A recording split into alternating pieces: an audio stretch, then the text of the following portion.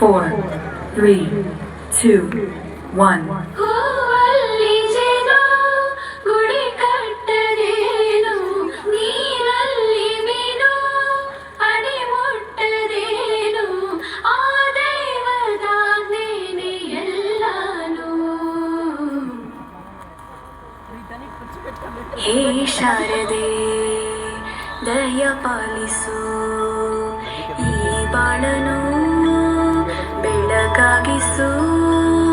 ಹೇ ಶಾರದೆ ದಯ ಪಾಲಿಸು, ಈ ಬಾಳನು ಬೆಳಕಾಗಿಸು. ನಾಳೆಗಳ ದಾರಿಯಲ್ಲಿ ನಂಬಿಕೆಯ ನೆಲೆಯಾಗಿರಿಸು, ಮುನ್ನಡೆಸು.